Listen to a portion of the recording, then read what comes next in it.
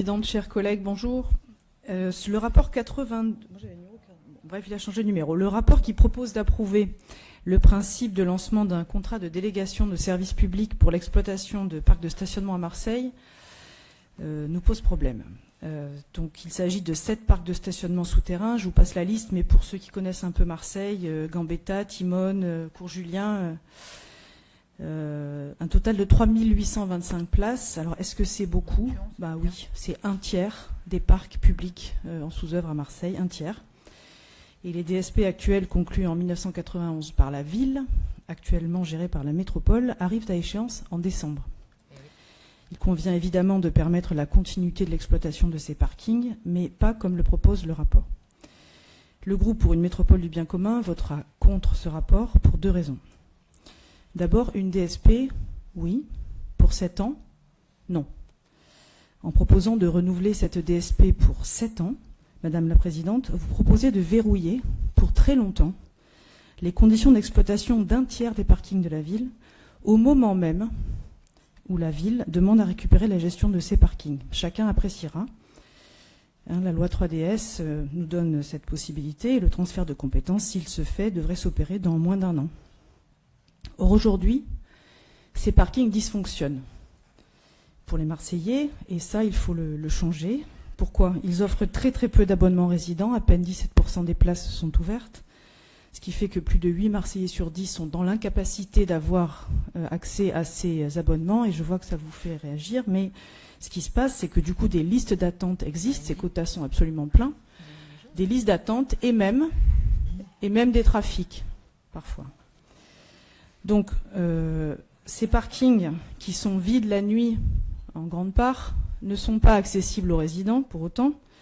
Et dans le cadre de tout ce qu'on essaye de faire, encourager l'accès au transport public, la marche à pied, le vélo et tout ce que vous voulez, ouvrir les parkings publics aux riverains avec des abonnements résidents, c'est absolument nécessaire pour réduire la place de la voiture en surface, dans les rues, sur les trottoirs, et développer donc l'usage des modes de transport alternatifs. Ce rapport 82, il est contraire à l'esprit de la loi 3DS. Il est contraire aussi à l'intérêt général, parce qu'il verrouillerait les conditions d'exploitation dysfonctionnelles et obsolètes qui favorisent aujourd'hui les délégataires au détriment des Marseillais.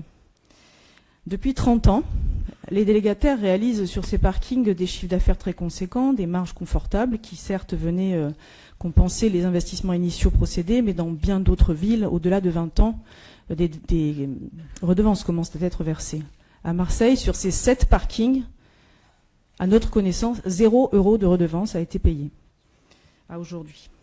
Et pourtant, le service aux résidents est déficitaire. Alors le deuxième point, c'est ça, c'est comment on fait pour changer les choses. En commission, en conseil de territoire, hier encore, on nous répond, quand nous demandons de travailler sur l'évolution de la délégation de la DSP, on s'en occupe. C'est compliqué. Il faut faire attention aux délégataires.